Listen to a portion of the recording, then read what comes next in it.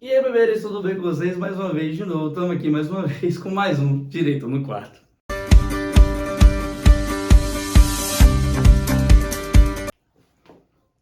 E hoje eu acabei de chegar em casa, estou aqui no quarto onde eu começo a montar minhas aulas, onde eu trabalho, onde eu estudo.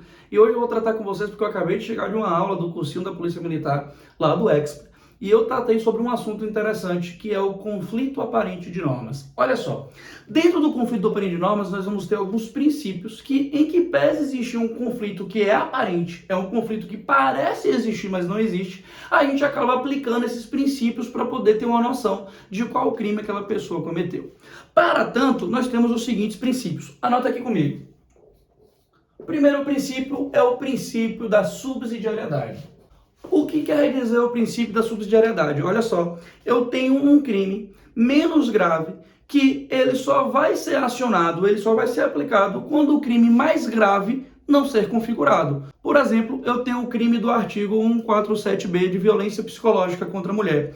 Lá, quando ele vai definir a pena, que é até 2 anos, ou seja, um crime de menor potencial ofensivo, ele vai dizer assim: desde que não configure crime mais grave. Então, olha só, se por acaso o artigo 147b, que é o crime de violência psicológica, não for aplicado porque existem circunstâncias que definem aquela situação como um crime mais grave, por exemplo, o crime previsto no artigo 148, que é o crime de cárcere privado, sequestro e cárcere privado, a gente vai deixar de aplicar o crime de violência psicológica para aplicar o artigo 148, que é o crime de cárcere privado.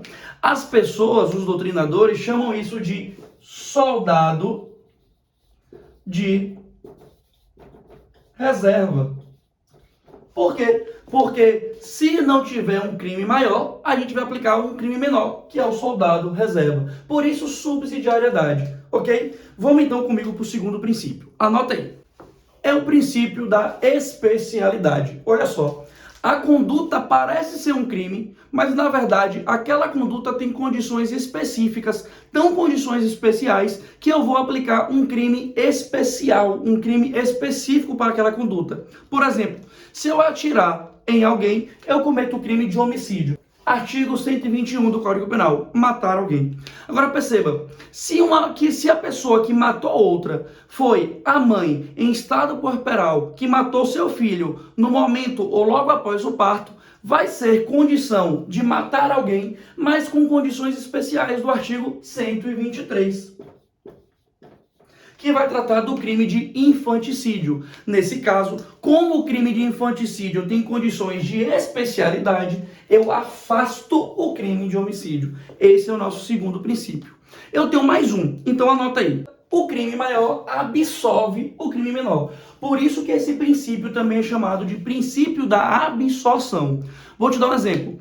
Para matar alguém com um tiro na cabeça, eu preciso de uma arma. Se eu não tiver o porte, eu cometeria, em tese, o crime de porte ilegal de arma. Só que eu matei. Então, o crime de homicídio absolve o crime de porte de arma, pelo princípio da consunção. Crime maior, peixe maior, absolve o crime menor, peixe menor. Beleza? Só que, além desses princípios, eu quero tratar com vocês sobre 2 classificações que a gente vai poder falar nesse momento. Se liga.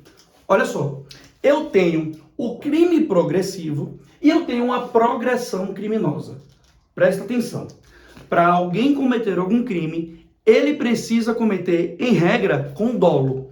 No caso da progressão criminosa, eu tenho, primeiro, um dolo de lesionar, artigo 129 do Código Penal, lesão corporal, e então eu progrido o meu dolo de lesionar para matar. Artigo 121 do Código Penal, matar alguém, homicídio. Perceba, eu tinha antes o dolo de lesionar. Depois, no meio da conduta, eu progredi meu dolo, progredi para o crime de homicídio. Por isso eu saio e respondo pelo crime que eu alcancei, porque eu mudei e eu quis cometer aquele crime maior. Só que seguinte, em relação ao crime progressivo é diferente.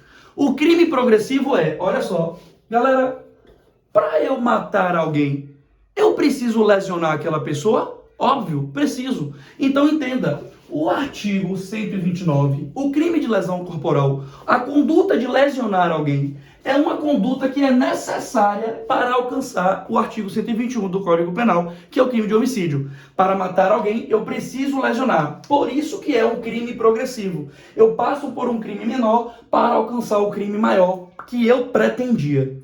O crime, a progressão criminosa é diferente. Eu tinha um dolo e mudei o dolo. Aqui não. O crime menor é conduta sine qua non, ato sine qua non, para eu alcançar o crime de homicídio. Beleza? Só que eu não quero falar só isso. Para terminar a aula de hoje, eu queria falar com vocês sobre uma situação. Se liga. Dentro do direito penal, eu tenho circunstâncias relacionadas à ponte de ouro. Quais são? Eu tenho o arrependimento eficaz e eu tenho a desistência voluntária. O que é o arrependimento eficaz? Olha só, eu fui e atirei em alguém para matar. Esse tiro pega na pessoa, eu me arrependo, levo essa pessoa para o hospital e aí essa pessoa sobrevive, tendo-se causado apenas contra ela lesões corporais. Pelo arrependimento eficaz, ou seja, eu me arrependi e fui eficaz porque ela não morreu. Nesse caso, eu responderei apenas pelo crime que eu causei. Eu respondo apenas por lesão corporal. A desistência voluntária é diferente. Eu não tenho uma conduta ativa. A desistência voluntária é, eu atiro para matar, a pessoa cai, ela leva um tiro no ombro. Eu vejo que ela não morreu ainda. Eu poderia prosseguir atirando, mas eu desisto e falo, olha só, eu ia te matar, mas eu estou desistindo. Então eu vou responder também por aquilo que eu pratiquei, que eu cometi, aquilo que eu atingi, que eu causei dano, que é também lesão corporal. Isso é ponte de ouro por quê? Porque eu afasto a tipicidade do crime que eu pretendia e respondo apenas pelas lesões que eu efetivamente causei. Só que olha só, uma óbvio que eu preciso que você anote é o seguinte, cuidado, porque além da ponte de ouro, eu tenho uma outra ponte, que é essa daqui. Se liga, a ponte de prata. O que é a ponte de prata, Miguel? Não é o arrependimento eficaz, não é a desistência voluntária, é o arrependimento posterior. Como assim? Olha só, eu já consumei a conduta, eu já consumei o crime, e por isso o arrependimento veio depois da consumação. O arrependimento eficaz e a desistência voluntária acontece antes da consumação. No caso do arrependimento posterior, é posteriormente a conduta que consumou o crime. É posteriormente a consumação do crime, melhor dizendo. Nesse caso, eu não posso aplicar o arrependimento posterior em crimes que tenham violência ou grave ameaça. E olha, ele não vai afastar o crime, ele vai ser causa de diminuição de pena. Beleza? Arrependimento eficaz e desistência voluntária geram a atipicidade da conduta pretendida, respondendo o agente aquilo por aquilo que simplesmente ele causou efetivamente. No caso do arrependimento posterior, eu respondo pelo crime consumado, desde que aquele crime não tenha violência ou grave ameaça. E vou ter uma redução de pena, porque eu me arrependi de forma posterior à consumação. Beleza? Eu espero que vocês tenham gostado. A gente se vê semana que vem na próxima aula do Direito no Quarto. É nóis!